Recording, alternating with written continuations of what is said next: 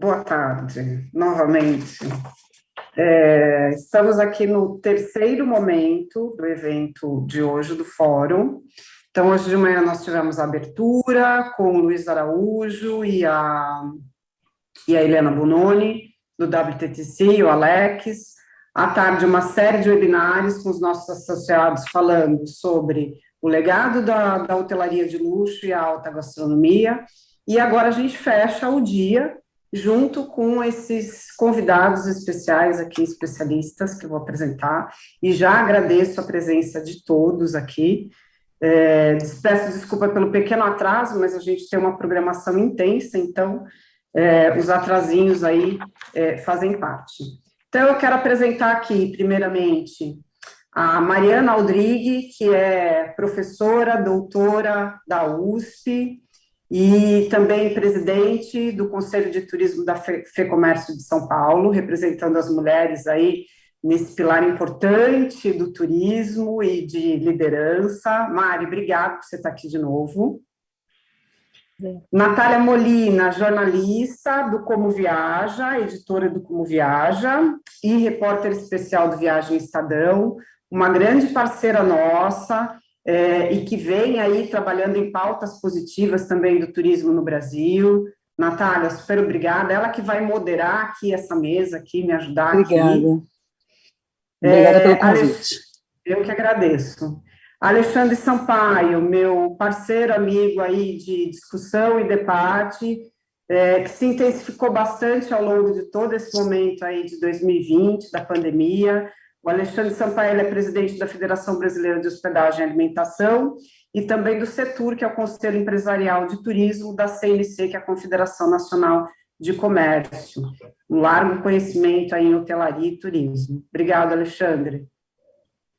E, por último, Manuel Fernandes, que é jornalista de formação, mas, na verdade, ele é um grande analista de dados, né, de big dados, poderia dizer, né, e também é um especialista em relações governamentais.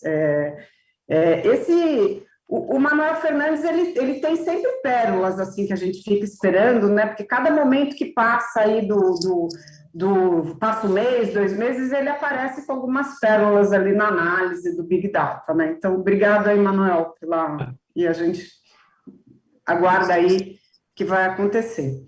Bom, eu fiz só essa introdução aqui rápida e eu vou passar essa bola aqui para a Natália, para ela conduzir aqui esse momento aqui de bate-papo nosso. Muito obrigada aí pelo convite mais uma vez, a BLTA, e você, Simone. E obrigada pelo prazer de estar em companhia de tanta gente interessante que tem muitos dados e informações aí para passar para a gente, né? Acho que a gente podia começar com o Manuel, justamente, porque o Manuel sempre tem suas pesquisas aí para tirar do bolso. Pode contar para a gente um pouquinho, Manuel, como é que está a análise pela tua análise de dados aí, que é a tua expertise, como é que andam essas buscas mundiais, né, em relação ao turismo de luxo no Brasil, já que durante a pandemia, além de toda a questão de saúde, a gente também teve uma série de questões da imagem do Brasil lá fora, né? Então, acho que seria interessante a gente entender o impacto disso nessas buscas. Perfeito, obrigado, Natália. Obrigado, Simone, pelo convite. Boa tarde a todos. Eu estava vendo agora o Ricardo Freire falar, realmente com bastante otimismo sobre o Brasil em 2022. Eu concordo, realmente, a gente é um dos melhores lugares do mundo para se conhecer, mas a gente tem um desafio a superar, que é um desafio muito forte, que é o que a gente chama aqui de memória informacional. A memória informacional da opinião pública digital no mundo sobre o Brasil ainda está congelada pelo Covid. E por que está congelado? Porque não está sendo feito nada de diferente para descongelar. Então, as pessoas, quando vão tomar um processo de decisão, as pessoas se aproximam da informação mais antiga que eles têm, né, e, em tese, a mais atual, para fazer isso. Então, quando você começa a olhar esse universo de informações que estão circulando na internet no mundo, né, em relação ao Brasil, tudo indica que a gente vai ter um fluxo pequeno de turistas estrangeiros aqui no próximo verão, né, que é basicamente final do ano, próximo verão, em função dessa imagem que ainda estamos no meio de uma pandemia aparentemente descontrolada, também em relação à questão da falta de uma estratégia de comunicação, né, sobre todos os aspectos, para neutralizar essa percepção, porque, na verdade, eu participo de maneira muito gentil do Conselho do Turismo da FEComércio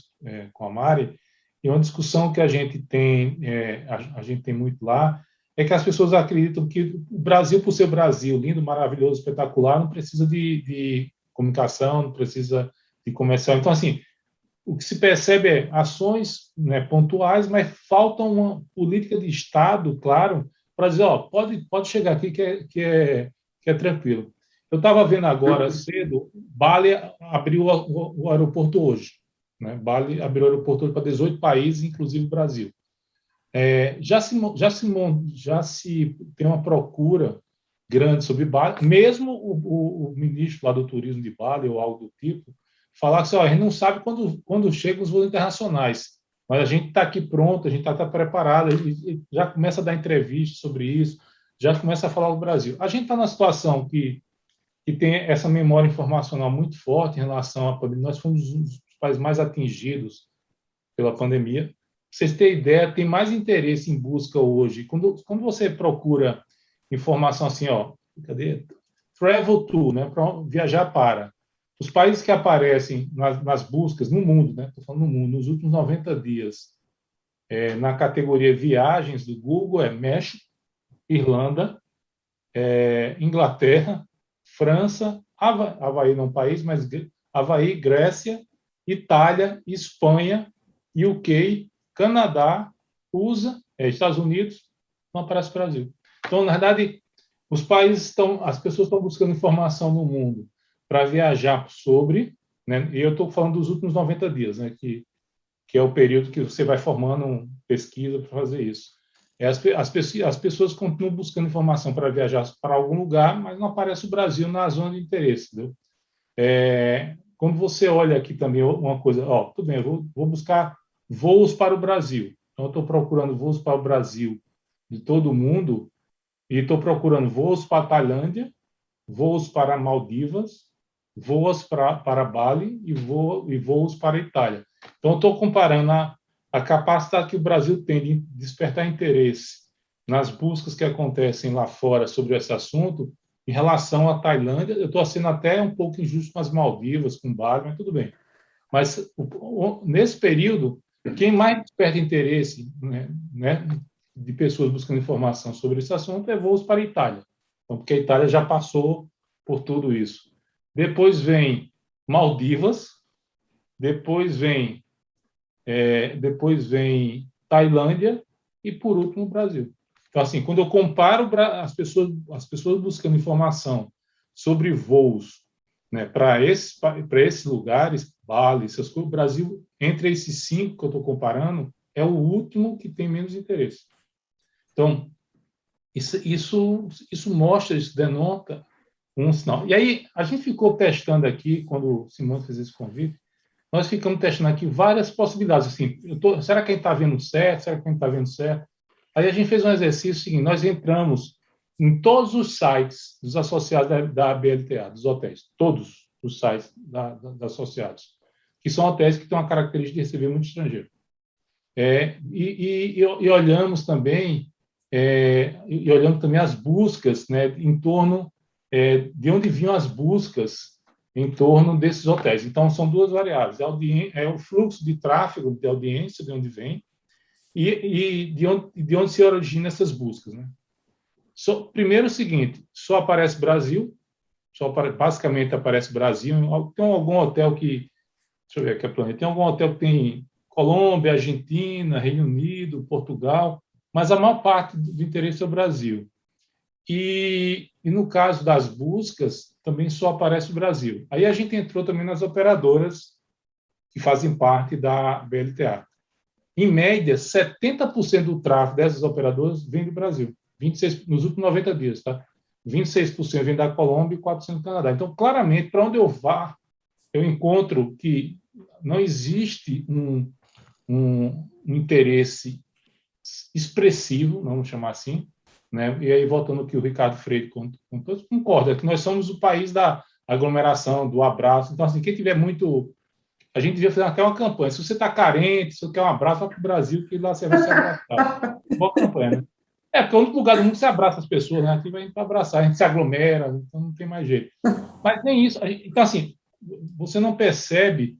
Aí a gente vai olhar cidades. Cidades que as pessoas estão mais interessadas na categoria viagem. Então, assim, aí aparece Paris, é indiscutível, depois aparece México, a cidade do México, Sydney, as Maldivas despertam mais interesse que o Rio de Janeiro.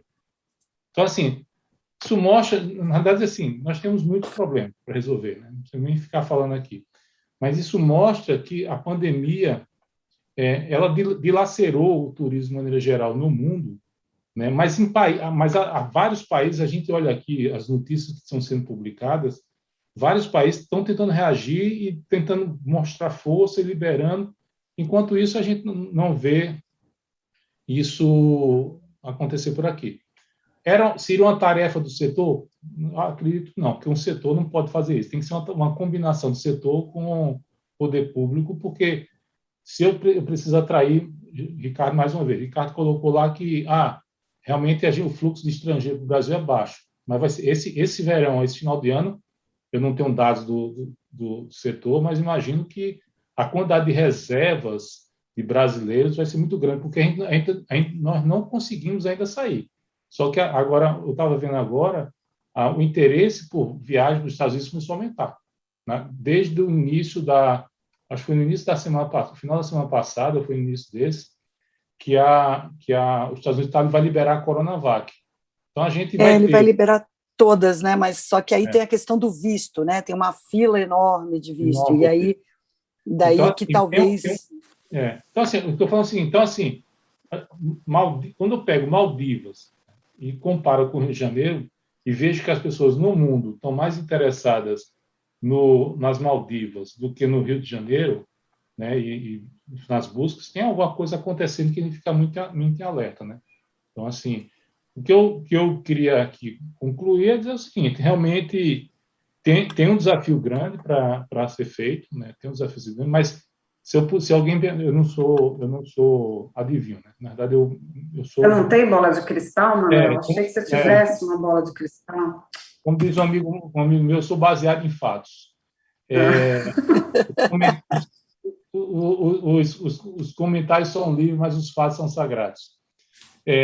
Eu acho que sim, eu acho que o setor, né, que é o nosso objetivo aqui da conversa, o setor de luxo, tem um grande desafio para fazer essa transição, porque vai receber muito brasileiro de todo tipo, com todo tipo de recurso. Assim, é algo que vai ter que se administrar. Claramente que o que a gente vê aqui é que até dezembro, janeiro, esse brasileiro que gastava em viagem na Europa, nos Estados Unidos, ele não vai sair do Brasil tão, no volume que ele gostaria, um pouco porque esse Natália colocou, visto está difícil. Bali, por exemplo, Bali está fazendo quarentena, era 8 dias, brigaram, agora são 5 dias. Você tem que ir lá, entrar e ficar 5 dias de quarentena. E você tem ainda estão padronizando, né? Até de manhã mesmo, a representante do WTTC fala muito sobre isso, né? Porque a IATA estava atrás disso, de tentar padronizar uma forma de você entrar, e aí cada país tem a sua regra. Isso é uma loucura, eu respondo dúvidas assim o dia inteiro no Instagram sobre isso. Então, eu acho que tem uma oportunidade aí, como você falou, das buscas estarem, dos associados da BLTA estarem muito ainda vindo do Brasil, né? Eu acho que seria legal até a Simone contar um pouco para a gente aí como é que está, se o estrangeiro aparece aí como um não muito provável viajante para esse mercado brasileiro, em compensação, os brasileiros estão viajando como nunca, né, dentro do país. Eu queria entender como é que está isso, Simone. Você já falou que as reservas estão muito boas nesse ano, e julho parece que foi histórico, né? Assim, foi acima de tudo, né? De manhã, hoje, na abertura, a gente apresentou alguns dados, né, que são os dados de 2020 e alguns compilados de 2021. Então, basicamente, a taxa de ocupação. Então, em 2020, a gente vê realmente a recuperação a partir de setembro, outubro, né? 2021, o gráfico fica muito claro que ainda janeiro e fevereiro estava acima de 2019, a taxa de ocupação. Aí a gente tem aquele período de março e abril, que teve a segunda onda, que tem uma queda, mas vai para 40, 34, né? E a partir de maio e de junho, a taxa de ocupação, ela realmente sobe, aí depende dos empreendimentos, né? Mas assim, os hotéis de praia já bateram o 2019, então assim, a gente tem taxa de ocupação de 72%, tem taxa de ocupação de 69%, né? E dependendo do empreendimento, isso é maior ainda. Os hotéis de natureza também fizeram um boom a partir de julho, com uma média de taxa de ocupação de 72%, ou seja, é histórico, né? E os hotéis urbanos, que estavam ainda no primeiro trimestre de 2021, ainda com uma taxa de ocupação, né, menor do que 2019, eles já superam também e entram com uma taxa de ocupação aí, já superando 2019. E vale lembrar que os hotéis urbanos, né, a gente tem agora a retomada dos eventos, né? Eu até coloquei na apresentação hoje de manhã que muita coisa de tendência de 2021 fica, né, para 2022, mas vem uma lua de mel com os eventos em 2022, né? Então, tudo aquilo que estava represado, não só de evento corporativo, mas, sobretudo, evento social, né? Isso vem agora de novo em 2022 para aquecer esse mercado, né, e entra aí também muito casamentos, os né, hotéis, Simone? Muita coisa, os hotéis estão realizando muito casamento, né, já fazendo mini wedding e tal, né? Então é um pouco essa lua de mel, a gente vai entrar em 2022 com uma lua de mel aí de eventos, né? E dentro do que o Manuel falou, se vocês não tiveram a oportunidade de ver a abertura hoje de manhã, eu recomendo, depois eu vou passar o vídeo, o link do vídeo do YouTube, foi a apresentação do Luiz Araújo sobre a estratégia de Portugal, que simplesmente me emocionou. Eu quase chorei na apresentação, de felicidade de ver um país tão bem posicionado, com estratégia, né? E, sobretudo, de tristeza também, né? De ver a gente podia fazer algo assim, né? O quanto que a gente precisa retomar um trabalho de estratégia, de posicionamento que emocione as pessoas no sentido que o Manuel falou, do abraço, da afetividade, do calor que tanto a gente tem, né?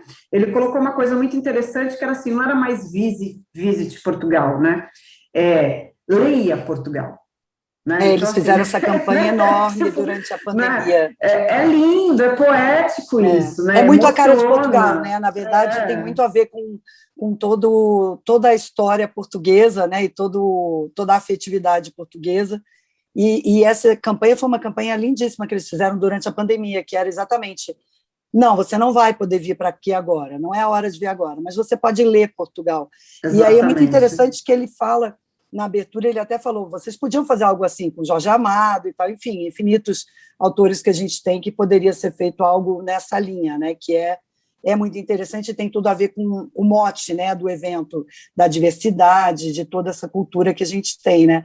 E aí, Exato. Assim, se você não tiver algo mais para acrescentar, eu queria botar o Alexandre nessa conversa para a gente até falar sobre exatamente esse trabalho público-privado, né, que aparece aí na tua fala e na do Manuel, assim, que os países já estão abrindo, né, para brasileiro, e de que modo que vocês estão pensando em trabalhar, se existe já alguma coisa, Alexandre, de política de promoção do turismo de luxo dentro do Brasil, entre os turistas brasileiros, para que essas pessoas, obviamente, retomem suas viagens, como o próprio Ricardo Freire falou na abertura, lógico, ninguém está aqui dizendo que ninguém pode viajar para fora, todo mundo gosta de viajar para vários lugares, mas que também entenda que pode ficar no Brasil, né? Que aquilo que você descobriu na pandemia, você pode continuar descobrindo ao longo. Eu queria um pouquinho que você conversasse com a gente, Alexandre, sobre esse trabalho institucional, se está sendo feito, o que vocês vêm pensando em atuar. Saudar a todos que estão nos acompanhando, um abraço para a Natália, para a Simone pela organização do fórum, da BLTA, está super marcante desde cedo, saudar o Manel e a Mariana.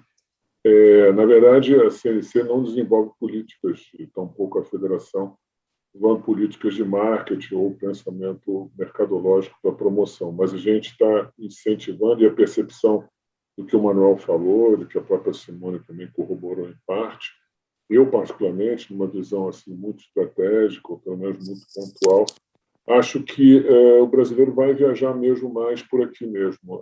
A questão que temos que se levar em conta é câmbio muito volátil para a gente ir lá para fora, para os brasileiros irem, as questões de oferta de grade de voos ainda em recuperação para voos internacionais saindo do Brasil, a questão também que envolve o que você mencionou, Natália, de políticas de restrição de acesso muito variáveis ainda. Né? E a gente comparar alguns destinos que são ícones para turistas de luxo brasileiros para fora, as questões de restrição contra a pandemia estão ainda muito grandes, né? Não tanto de acesso, talvez, se bem que algumas vacinas ainda não brasileiras que foram aplicadas aqui não estão sendo liberadas, aos poucos estão sendo liberadas, mas a questão ainda de PCR, com antecedência, de ficar ainda em restrição para poder ser liberado nesses países de visitação. Então, eu acho que existe assim uma grande oportunidade para turismo de luxo no Brasil mesmo. A CNC tem implementado uma política mais institucional no sentido de divulgação do que a gente chama de percepção, né, desses destinos todos através do chamado Projeto Vai Turismo, em que a gente está estimulando os atores de turismo nas suas bases a pensar numa política pública perene, uma política de Estado do turismo do ano que vem, quando a gente terá eleições. Nós temos que sensibilizar nossos parlamentares e nossos dirigentes estaduais e também os candidatos à presidência para que pensem o turismo de uma maneira diferente. E pensem justamente para poder superar crises como essa.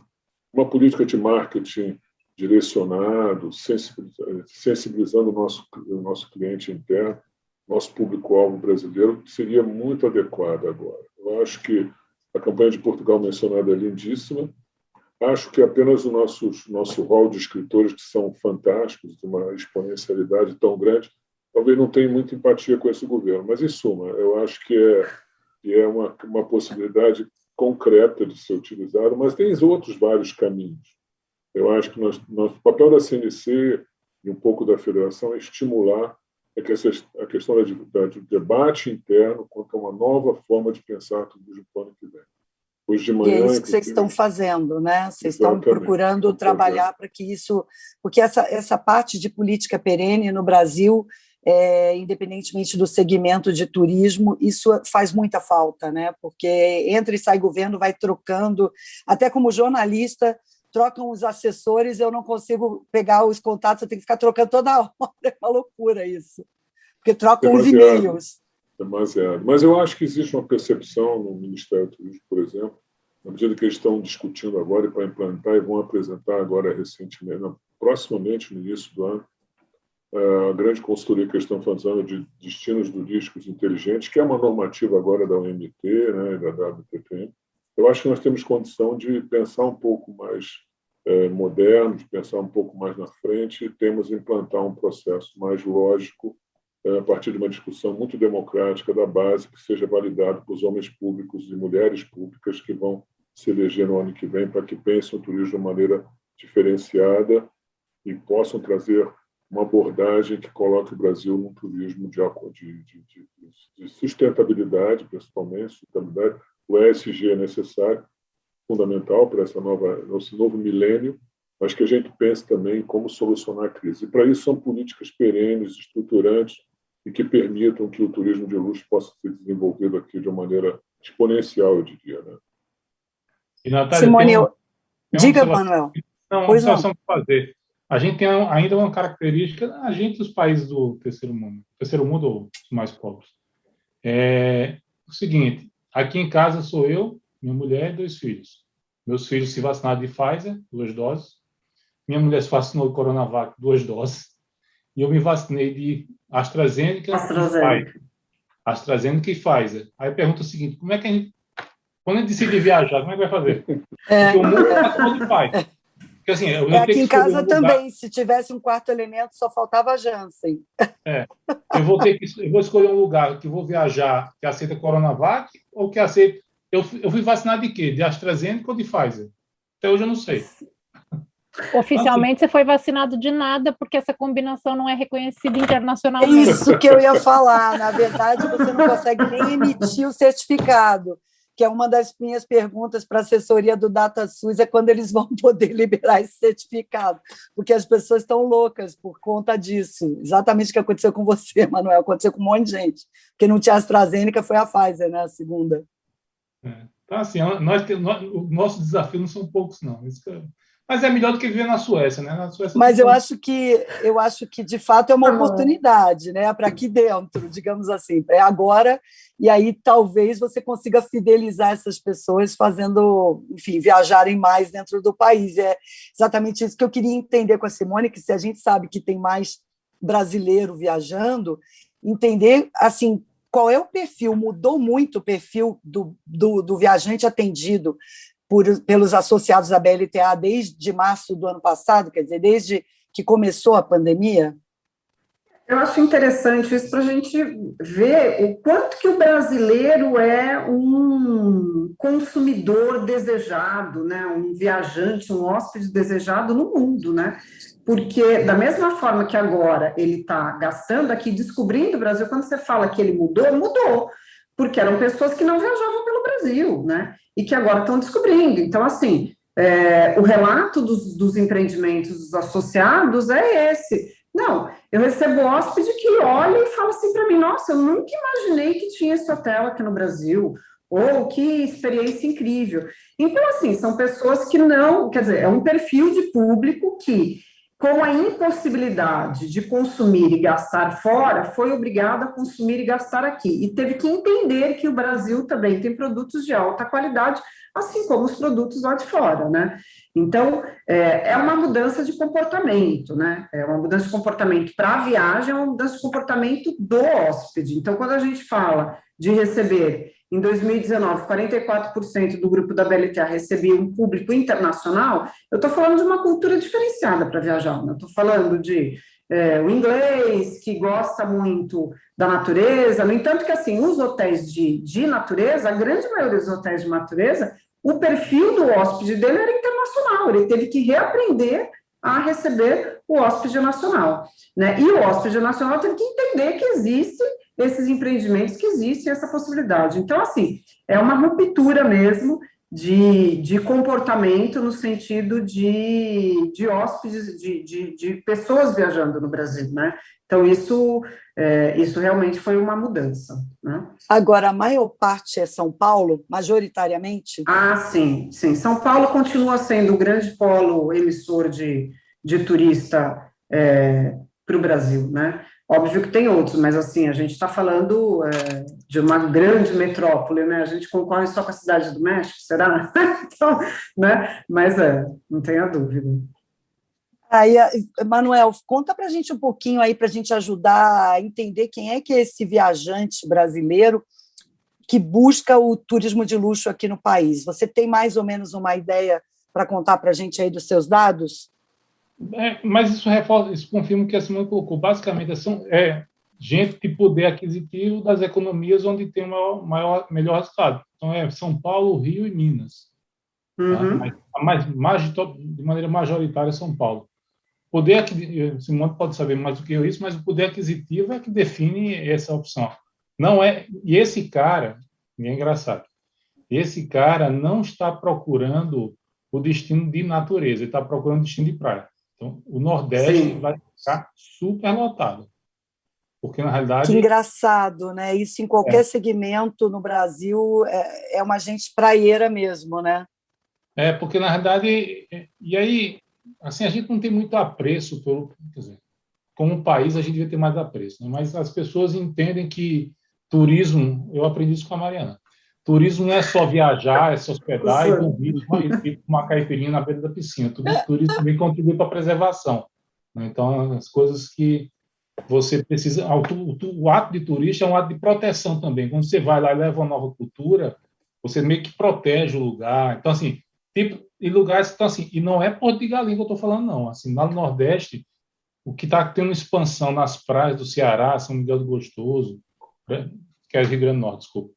Ali em São Miguel do Gostoso, aquela região ali do Ceará, perto do Rio Grande do Norte, Ceará, vai ser bem grande. Os hotéis, por exemplo, eu entrei em alguns hotéis lá os hotéis que têm maior taxa de procura de brasileiros são os hotéis da BLTA, que estão naquela região do Rio Grande do Norte, Ceará. Então, assim, Eu tive agora lá no Zorá, que é na costa oeste do Ceará, super lotado, assim, enfim, seguindo todos os protocolos que eu quero dizer, né, gente? Não estava aglomerado, não é isso, mas tinha gente, movimento o tempo todo, gente entrando, gente saindo. Aí tinha gente, eu presenciei no meu check-out uma família tentando já fazer reserva para março, para um aniversário de alguém da família, e já não tinha a casa que eles têm lá, que eles têm uma casa grande que fica fora, em frente. Aí, dependendo para a data, já não tinha. Então, em março do ano que vem, pra você ter ideia. Não, fez um super. Esse hotel, nossa, foi um boom, assim, lá no Instagram do Viagem e do Como Viaja. Todo mundo, nossa, ele é super querido, assim. A gente tem, obviamente, a gente tem um litoral muito grande a ser descoberto, né? Então, essa é uma potencialidade do Brasil, né? Já diria o Ricardo Freire, né, no livro lá que ele fez lá atrás, né, que o brasileiro tinha mais de 500 anos de praia, né, que esse jeito nosso de ir para a praia é cultural, né? A gente traz isso, né? E eu acho que realmente tem muita coisa a ser descoberta, ainda saindo da zona do litoral, né? Que daí é toda a profusão de cachoeira, de rios, das chapadas, e aí a gente adentra um Brasil profundo, que é completamente descoberto ainda, e que tem muito ainda a ser relembrado, né? Tem muito ainda que ser. Aí a gente traz Guimarães Rosa, aí a gente pode ler muito sobre o Brasil, né?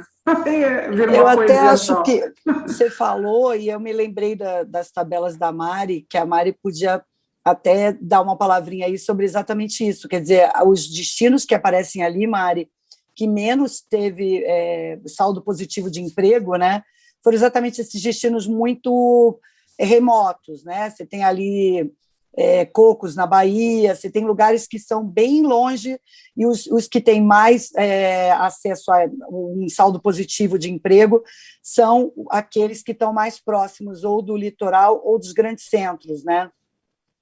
Sim, esse monitoramento, ele não responde a todas as nossas perguntas sobre turismo, mas ele é um bom indicador de análise de contexto. Então, quando a Simone me passou a lista dos associados, com exceção daqueles hotéis que estão em capitais, que aí a gente não consegue tirar uma relação do papel do hotel, mas você pega cidades em que o hotel é o grande vetor da recuperação econômica e até talvez da sustentação econômica da região, né? A gente tem ainda desdobramentos para essa pesquisa para serem analisadas, mas pode acontecer que em Cocos, por exemplo, algumas pessoas sejam prestadores de serviço não por carteira assinada. Então, tem uma ativação econômica, mas ele não aparece nesse monitoramento. Tá.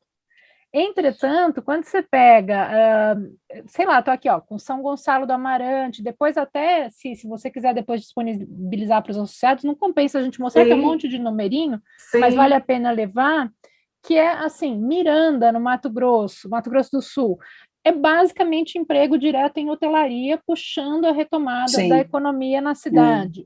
Fernando de Noronha, os empregos diretos em turismo estão representando 54% da mão de obra empregada na ilha, né? Tudo bem, um paraíso restrito, etc., mas dá uma dimensão para a gente do efeito, até amarrando com as suas perguntas anteriores, de você pensar uma política nacional de estímulo a colocar, né, esses produtos em lugares onde eles possam catalisar esses empregos, estimular a formação.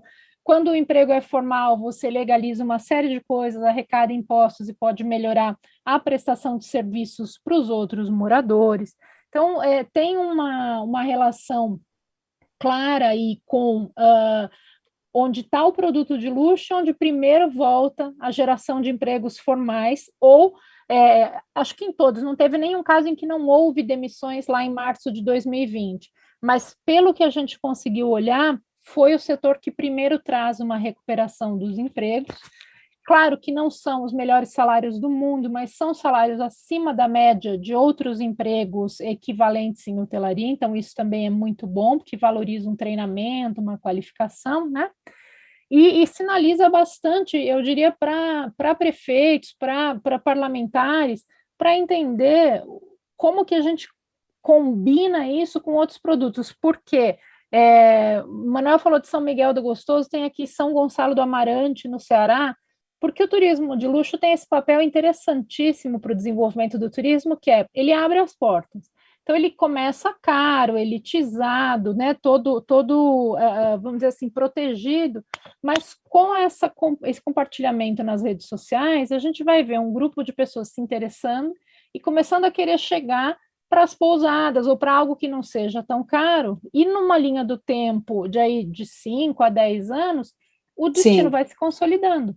Né? Aconteceu isso com São Miguel dos Milagres, né? Você tinha ali só o toque, basicamente, e de repente uma profusão, e até agora a pousada do... me ajuda... Isso, Pedras do Patacho, eu ia falar do Patacho, Pedras do Patacho, que é associado da BLTA, que também é dessa leva toda, né? E como você falou, tem pousadas já um pouco mais acessíveis, então você consegue fazer como ali perto do Zorá, também em direção a Flecheiras, perto de Mundaú, já é o pessoal com público com pousadas mais acessíveis, né? E aí até o desenho, só para complementar, que é o desenho mais adequado ao desenvolvimento do turismo do Brasil, porque se você consegue atender com estrutura os diferentes públicos, e conforme o poder de compra, né, ele vai comprar serviços mais requintados, menos requintados, mais simples ou não, e você consegue dar conta. A gente tem destinos como Paraty, por exemplo, que dão conta de todos os públicos sem interferências. E uma coisa que é interessante nessa análise da Mari, né, no sentido da geração de emprego, né, que foi inclusive que eu falei hoje, a gente tem, que foi o último dado de 2020, né, você tem um dado que, assim, a média geral é 2,3 funcionários por unidade habitacional, e aí quando você vai para um médio empreendimento que até 60 quartos, isso vai para 2,9, ou seja, quase 3 funcionários por unidade habitacional, e até 24 unidades habitacionais vai para 2,6. Então, assim, tem um poder de empregabilidade, tem um poder de trazer mídia gratuita, né? Porque quando você tem uma marca, quando você abre um empreendimento, né? Então você traz a mídia para aquele destino, né? Você cria notícias sobre aquele destino, e obviamente todo o efeito multiplicador que o turismo traz, e na demanda de uma qualificação de serviço, isso também qualifica o seu fornecedor.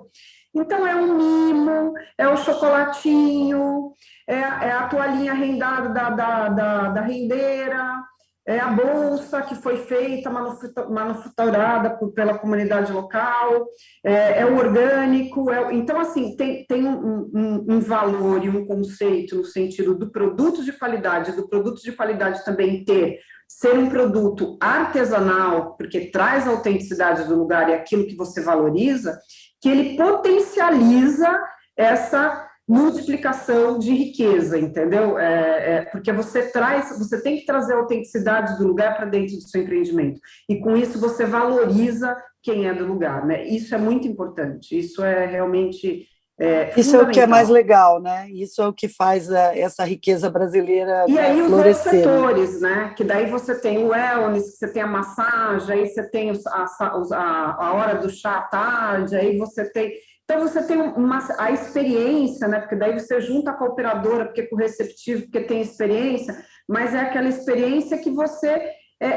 É uma surpresa, né? Por exemplo, eu nunca me esqueço no Comuna do Bitpoca que a gente vai caminhar, daí você chega numa cachoeira, né? Ali na gruta, tal, não sei o quê. A hora que você entra naquela gruta, tem uma toalha branca, um vinho gelado, uma fruta, quer dizer, alguém foi lá antes, deixou aquilo lá.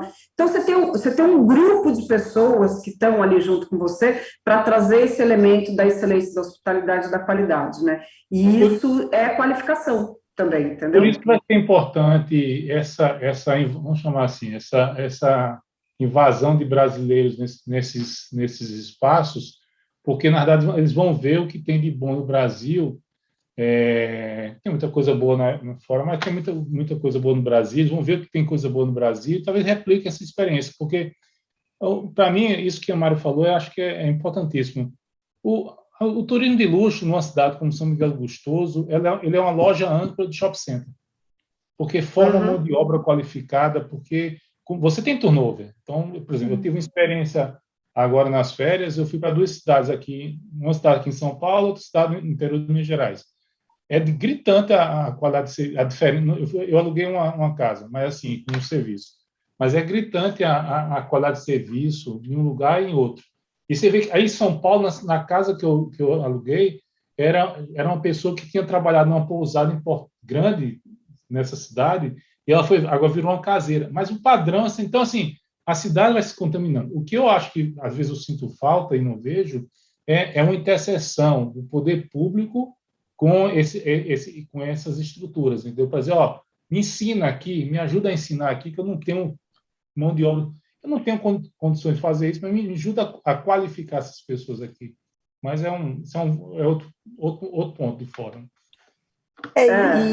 E essa parte da qualificação até era uma pergunta que eu ia fazer para o Alexandre. Como é que você percebe pela Federação Brasileira, né, de Hospedagem e Alimentação, como é que está essa qualificação do funcionário para atender esse brasileiro que está indo para o turismo de luxo, né? Vocês perceberam uma mudança, tiveram que fazer alguma adaptação, ou até, enfim, no próprio boom do turismo nacional, né? Porque foi um boom, né? Estava todo mundo tão represado para viajar, assim, que, de repente, todo mundo só viaja no Brasil, né?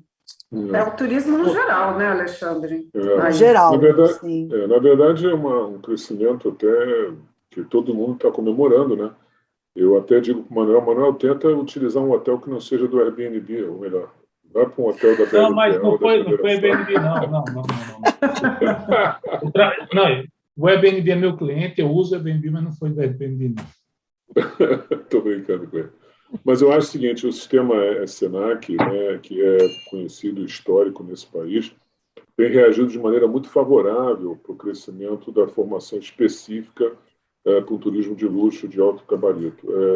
São Paulo, né, o SENAC São Paulo já detém vários cursos com essa especialização e outras FEComércio estão se trabalhando nisso, né, os SENACs ligados a essas federações do comércio. Por exemplo, eu cito o convênio que a Federação do Rio Grande do Norte fez agora com o Instituto Alemão de Turismo, a ONG, que está qualificando muito profissionais na área de turismo de atendimento, de hotelaria, de alimentação, que é uma referência nacional. E isso eles estão querendo expandir para outros locais do Brasil.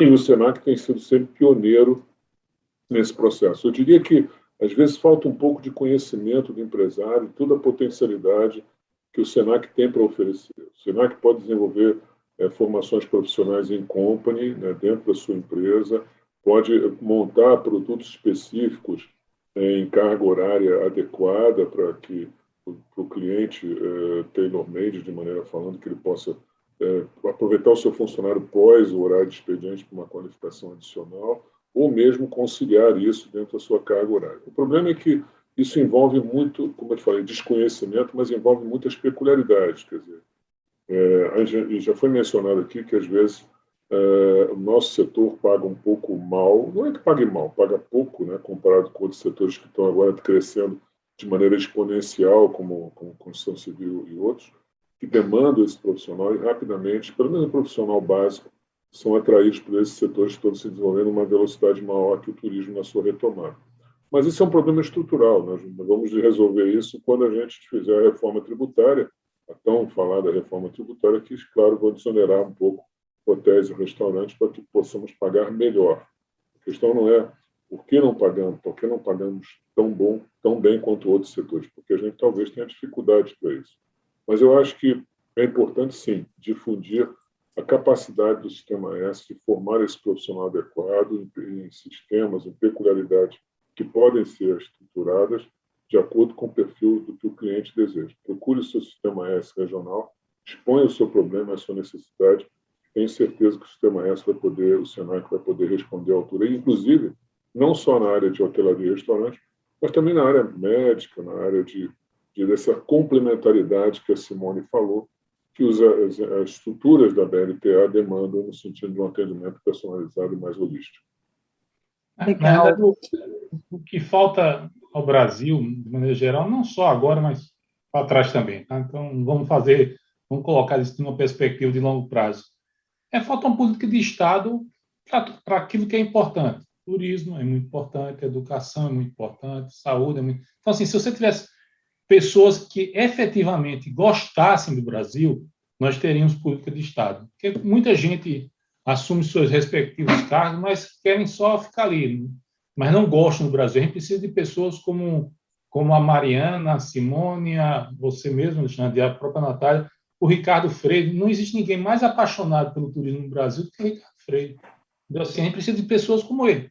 O problema, como disse um dia um economista, o problema do socialismo, só numa questão maior aqui, é que tinha um problema de conhecimento. Quem tinha conhecimento não tinha poder, e quem tinha poder não tinha conhecimento. Então, a gente está mais ou menos nessa situação. Manuel, então, já que a bola está contigo, vamos continuar nos dados? Vamos aproveitar esse ensejo e vamos continuar nos dados. Eu queria entender quais são os destinos mais buscados, né, para esse turismo de luxo no Brasil nesse ano, em 2021. Tá, deixa eu só olhar aqui, abrir uma planilha aqui, que eu vou ver isso aqui rapidinho. Hotel, as pessoas estão buscando. Eu estou olhando aqui, deixa eu pegar aqui os últimos 12 meses.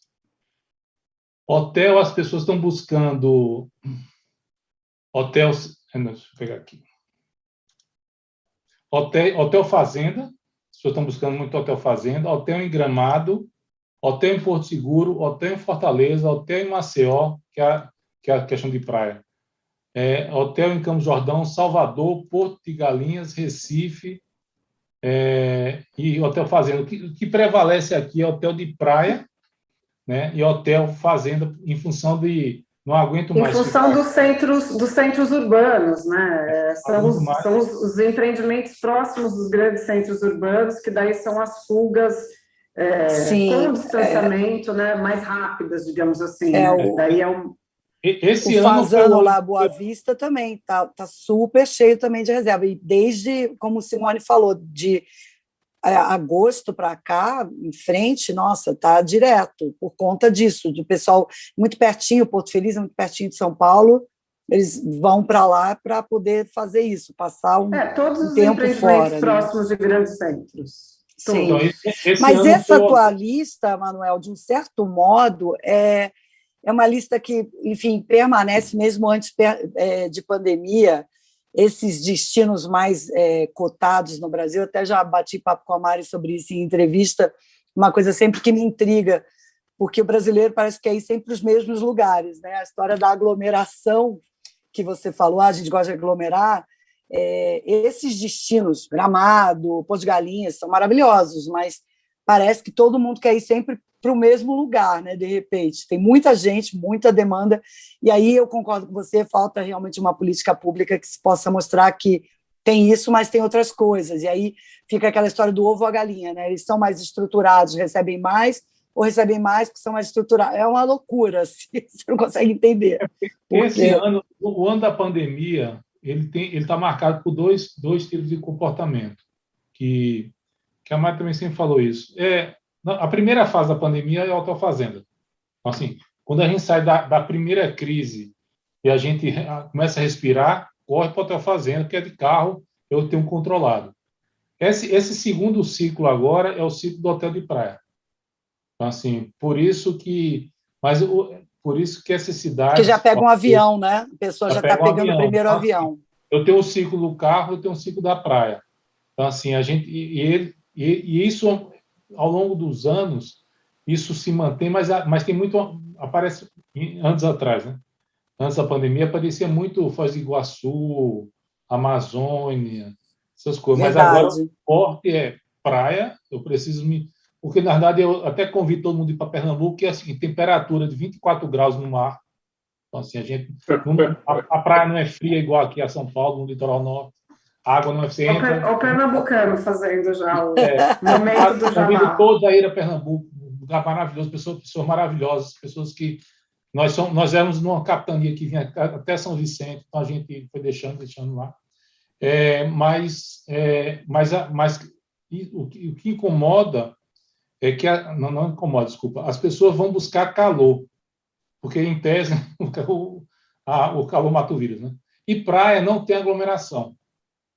Depende. Se não for Rio de Janeiro, tem aglomeração. Se não for Ipanema, se não for Ipanema, aí tudo bem, mas se for Copacabana, mas praia. Para ver Dois Irmãos como eu gosto, até o pão que eu não vou, porque eu estou fugindo da aglomeração. Mas praia, essas praias dessas pequenas cidades não tem aglomeração, então você combina. Sim. As pessoas, na verdade, é o seguinte: a gente está aumentando o nosso apetite por risco, porque é interessante isso. Se você notar, a quantidade de pessoas que estão morrendo hoje, além de ser um número muito expressivo, é um número muito parecido com antes da segunda onda. Tem 500, 600 por dia ainda.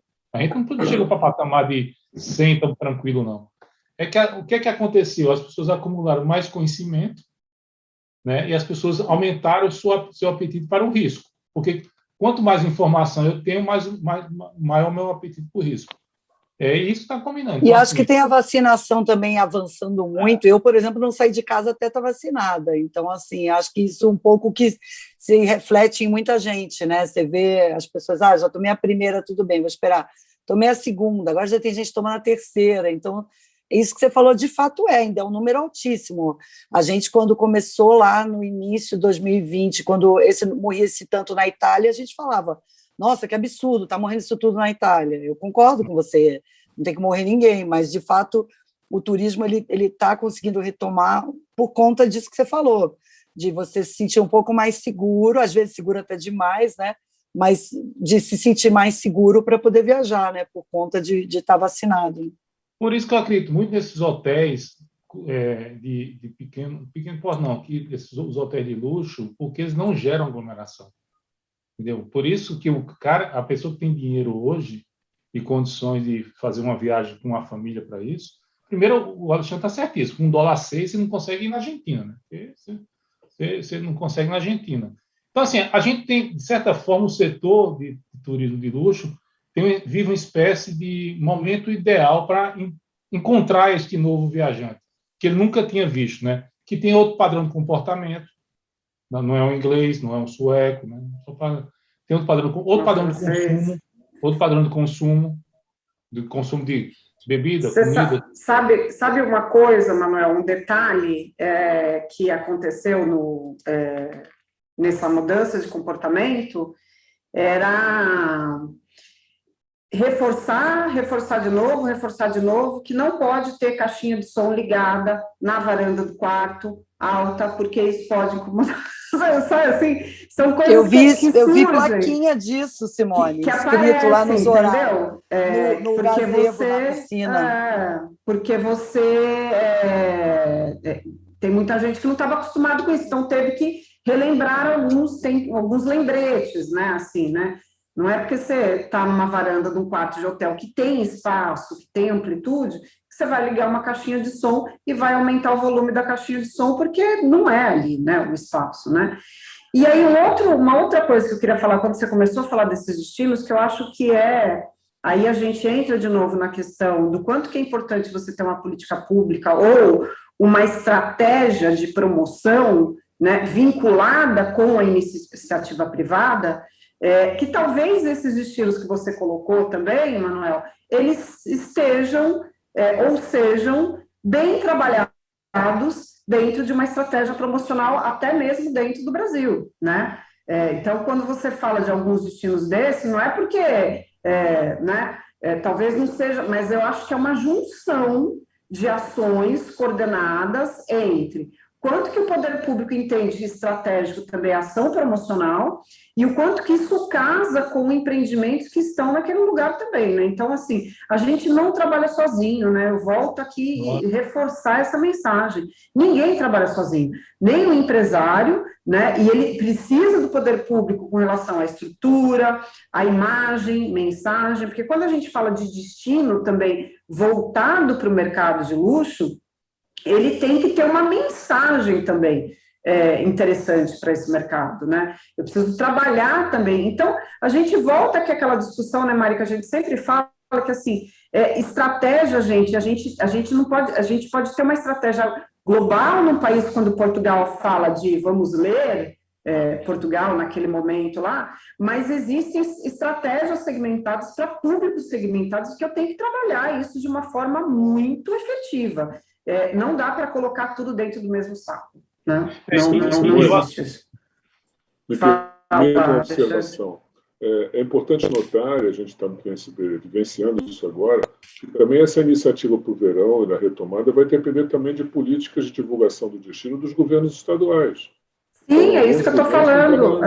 O Rio acabou de lançar uma campanha, o Rio Continua Lindo, muito oportuna, na véspera do verão, que visa divulgar outros destinos que não só as praias do Rio de Janeiro, mas a Serra, Paraty, que é o óbvio, que realmente é uma pérola, mas também outros destinos do Rio de Janeiro que podem ser acessíveis rapidamente, mas que tem que ter uma campanha de apoio do poder público, para poder corroborar esse preparo da iniciativa privada para a retomada do verão. Então, eu louvo aqui o governo do Estado no tocante à campanha O Rio Continua Lindo, com apoio dos Convention Bureau, e que está se reproduzindo também, não só no Rio de Janeiro, em outros estados limítrofes aqui, mas também eu vejo que alguns outros estados estão se movimentando nesse mesmo intuito. Porque vai ser uma temporada de grande aprendizado, né? Porque eu vou ter os hotéis, né, da BLTA vão ter que aprender a conviver com esse turista de alto poder aquisitivo, mas que usa a caixinha de som na varanda, né? Então eles vão ter que vai ser um aprendizado do lado. O cara diz, eu não posso, não é qualquer lugar que eu posso ligar a caixa de som ou pegar o carro e colocar tornado lá para fazer isso. Eu acho que vai ser um aprendizado muito grande, mas eu acho que vai ser muito importante para o país esse aspecto. Assim. Eu acho que o Nordeste, de maneira geral, e aí falando como nordestino que sou, o Nordeste vai ter muitos ganhos sobre isso, porque, na verdade, essa cultura a gente vai levar um contingente de pessoas que não teriam ido para lá em outra situação. Sim. Eles não teriam aula, então vai ser muito bom. E eles estão desenvolvendo muitas rotas, tem várias rotas novas lá, então, e eles estão trabalhando muito em conjunto. Aí, falando do teu estado, tem uma excelente campanha também de marketing, eu vi essa que o Alexandre falou do Rio, realmente, para mostrar o Rio como um todo, né, não só as praias, e o de Pernambuco, que é o Bora Pernambucar, que é um marketing muito bem feito, o site é ótimo, e é isso, eles estão trabalhando em conjunto, né, tem até trabalho, obviamente, do Sebrae, muito, né, na Rota das Emoções ali, fazendo com os três estados, eles estão colaborando, isso que você falou de levar um novo público, eu acho que sim. Eu mesma entrevistei um monte de gente da pandemia que, para mim, que sempre viajei muito, né, pelo Brasil, já dancei ciranda lá no Recife com meu pai pequenininha, eu estranhei muito a pessoa me dizer que nunca tinha viajado pelo Brasil. Eu falei, nossa, eu achei que isso era folclore, né, mas não, a pessoa nunca tinha viajado pelo Brasil. Não, estou deixando isso para quando eu for mais velho. Eu falei, nossa, gente, 30 e tantos anos e nunca viajou pelo Brasil. Para mim é um pouco chocante, assim, o que eu acho que é realmente uma oportunidade de se conhecer. Nossa, o país tem tanta coisa legal. E aí até eu queria saber contigo, Manuel, se algum destino diferente aparece aí nesse recorte luxo em 2021. Não, aparece as praias do Ceará, praia de Preá, né, Simone? Preá, perto de Jericoacoara, isso. Aparece essas praias ali entre São Miguel do Gostoso, Rio Grande do Norte e o Ceará. Ela aparece em função do kitesurf lá, né? Do kitesurf, está em alta, agora é a temporada. Não, esse destino que aparece, bem claramente, assim. E um dos destinos que não aparece tanto. Um dos destinos que realmente foi super descoberto foi os Lençóis, né, no Maranhão, né? Foi realmente, quem não conhecia, foi para os Lençóis. Sim. Saindo um pouco dos destinos clássicos, né? Mas, gente, tem muita coisa a ser descoberta ainda, né? Muita coisa. Eu queria... Mari, acho que você aqui... Não, eu não sei Pode quanto falar. tempo a gente tem, queria fazer só aquela coberturinha acadêmica que eu acho que é legal compartilhar. Tem dois aspectos muito legais que eu gostaria de dividir com vocês. O primeiro... Maria, eu até ia te pedir, se você pudesse, porque eu não sei se todo mundo conhece o trabalho que você faz, que é um trabalho, eu acho, assim, eu sou super fã, por conta de trazer esse recorte da economia, a importância do turismo como indústria econômica, né? Então, a Mari, para quem está vendo a gente, desenvolve esse trabalho e acompanha, que chama Monitor de Empregos Vinculados ao Turismo, não é isso, Mari? Isso. Conta aí um pouco para a gente o que você viu de saldo positivo. Eu vi que Paraty, né, está bombando aí. Mari é uma acadêmica que não tem medo do mercado. Isso é um elogio, tá? Então, pois é. Não, e vindo do Manuel, eu tenho que agradecer com 3 corações, gente, porque, olha, esse é uma figura e tanto que a gente tem que trazer. Ela nos acha pessoas que podem trabalhar junto com ela, ao contrário dos coleguinhas dela. Pois é. A grande questão, Natália e todo mundo que está nos assistindo, é que, historicamente, você tem esse distanciamento, que acho que é mesmo um pouco de preconceito, que a academia não se aproxima do mercado, e a gente importou muita informação de fora, e simplesmente tenta replicar no Brasil, e às vezes não dá. E as análises econômicas têm essa questão. E aqui isso nasceu de um desafio. A Mônica da Brastoa me pergunta, na época, qual é a lista dos tais 52 setores da economia? Eu falei, pode deixar que eu vou procurar, porque afinal o professor tem que achar, né? Procura. Gente, o que eu procuro até hoje, eu não achei o documento que dá origem a essas 52. Então, muito possivelmente foi uma fala num discurso, pode estar próximo do que era uma análise que o IBGE faz, o IBGE usa 56 setores da economia, mas ficou forte os 52 e todo mundo repete os 52, mas assim, o documento base a gente não encontrou, nem em português, nem em espanhol, nem em inglês. Eu falei, não tem problema, a gente vai lá e conta. Aí, quando começamos a contar, usando o modelo do WTTC, deu 571 atividades, né? Então, das 10 vezes mais do que originalmente a gente pensa. Claro que usando um arrazoado estatístico, né, para poder fazer ponderações caso a caso, mas já temos aí 3 anos de pesquisa e 2 anos de dados para tentar olhar realidades locais. E acaba sendo muito revelador, né? Porque, por exemplo, uma das coisas que a gente mais se surpreende é que quando menos a cidade depende de turismo, mais ela ganha com turismo, que é o caso das capitais e do turismo de negócios. E quanto mais ela depende de turismo, menos ela recebe de apoio institucional dos governos. Ou seja, que é uma coisa que aí o Alexandre entende bem, que a gente na federação também trabalha, que assim, é uma atividade liderada pelo corpo empresarial. Se a gente depender exclusivamente das iniciativas do poder público, flutua-se demais e não dá consistência. Então, o empresário brasileiro de turismo é extremamente resiliente, ele faz apostas muitas vezes corretas, e eu acho que os donos dos hotéis de luxo merecem aplausos nesse sentido, porque eles enxergam com alguma antecipação, fazem os investimentos necessários e, obviamente, vão ter aí o seu retorno. Agora, que é um setor com muitos entraves e que a gente, de novo, precisa organizar as vozes, né, para poder pleitear adequadamente, por quê? Passamos 18 meses tendo que praticamente se virar com muito pouco apoio real de compreensão. E uma das coisas que eu acho que vai afetar demais agora, embora seja, né, eu concordo com o Ricardo Freire quando ele fala e com todo mundo, que é um momento de otimismo, todos os números são positivos, mas a gente conhece a leitura midiática da mudança dos preços. Então, o que vai acontecer? Os preços vão subir porque tem demanda reprimida.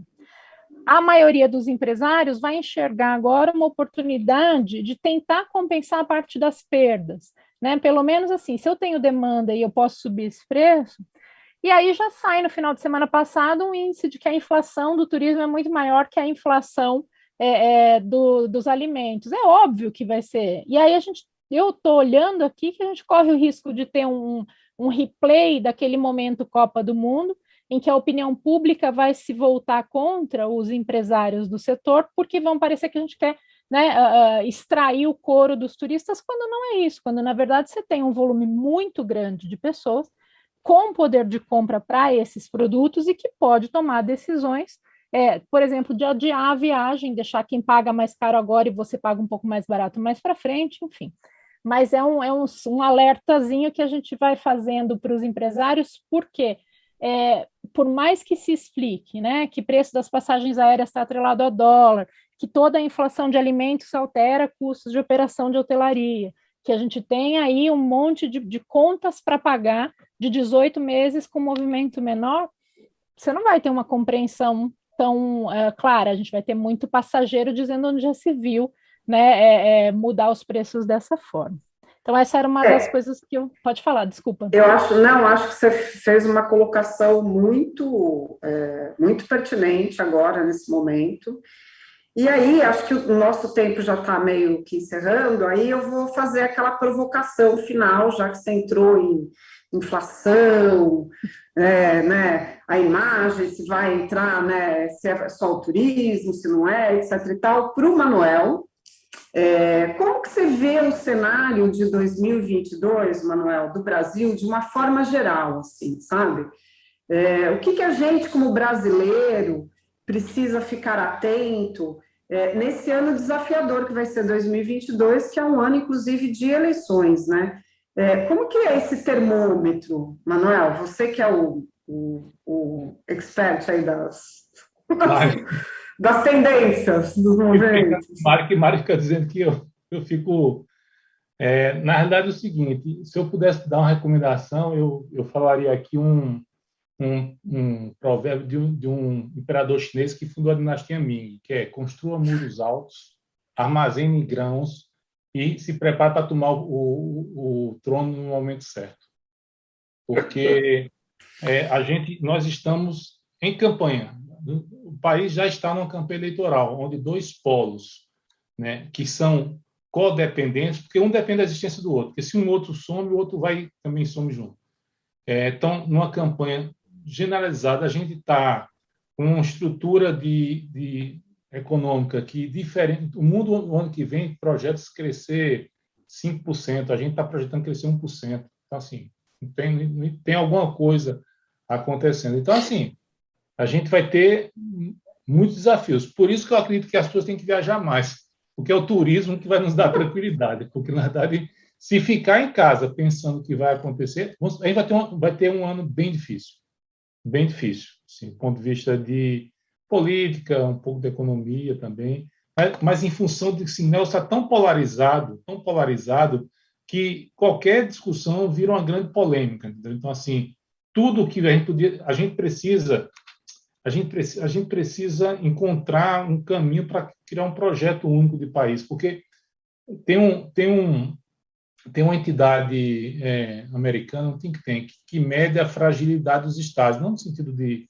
e são vários indicadores. Um indicador é a uniformidade da elite. Então, assim, numa escala que vai de 0 a 8, o Brasil está em 6,5, com a elite fragmentada, que significa o seguinte: a elite, de qualquer país, por mais que ela esteja dividida, ela tem alguns pontos em comum que levam o país adiante. A gente com uma elite completamente fragmentada, a gente vai ter dificuldade. Então, assim, eu sou igual nisso, eu volto ao Ricardo, como eu coloquei no início. A gente tem que ser otimista, os empresários têm que ser otimistas. Eu tenho uma empresa. Se eu todo dia, ao acordar, eu acreditasse que não ia fazer diferente, eu ia ficar em casa aqui chorando. Então, assim, o ato de ser empresário no Brasil é um ato de otimismo, como todos nós aqui que somos. A gente tem que entender um pouco isso que o Alexandre falou, o seguinte: a gente tem que entender qual é o papel do governo e qual é o nosso papel. Entendeu? Então, assim, certas coisas o governo pode ajudar, certas coisas pode atrapalhar, que resolve sozinho. Entendeu? Então, vai ser um ano de grandes desafios. Então, mas nós somos resilientes, é a frase da Mari. Nós somos muito resilientes. E eu acho, eu tenho certeza, a maior resiliência hoje do empresariado brasileiro está no setor do turismo. Porque passar 18 meses sem ter receita não é tão fácil, não. Né? Quem sobreviver tem que comemorar, tem que dizer, nossa... E a sobrevivência não foi por sorte, foi porque fez as escolhas certas na hora certa. Mas é isso. E a gente trabalhou muito, né, no início da pandemia, né? Todo mundo correu em cima de respaldo, dos protocolos, né? A gente acabou virando até um exemplo que pessoas que viajaram já um pouco antes aí para a Europa, etc. e tal, falaram, gente, as pessoas não estão, a pressão funcionou, é isso que eu quero dizer. As pessoas não usam máscara como a gente usa, não. Então, realmente a pressão da sociedade civil funcionou e nos trouxe nesse momento que a gente está agora. Eu entendo desse jeito. Mas eu concordo também com isso. Bom, queridos, eu agradeço muitíssimo esse papo, essa mesa deliciosa, assim, a gente fez um pré-momento, a gente pode fazer outros depois, né, porque o assunto é longo e são todos especialistas. E aí agora eu vou fazer eu vou anunciar aqui os ganhadores do voucher de experiência, que ao longo do dia tiveram vários quiz, né? Então, e depois a gente vai mandar isso por e-mail certinho, né? Mas o primeiro lugar que vai ganhar 2 noites no Fairmont é da Dalgisa Pisolante, da Asa Viagens. E o segundo lugar, que vai ganhar aí o voucher também da Rede Belmont, do Cataratas, é a África Martim Rogo, acho que é assim que se escreve, da Nomad Roots. Então, gente, obrigado por acompanhar a gente até aqui. Espero que aproveitem esse voucher de experiências. E amanhã a gente volta com mais um webinar sobre diversidade e inclusão. Na verdade, a mesa de diálogo é sobre diversidade e os webinários ao longo do dia também são sobre diversidade. Então, muito obrigado, meus queridos. Obrigado. Valeu também. o papo. Obrigada a vocês. Prazer, obrigado. Obrigado, gente. Um abraço. Tchau, obrigada.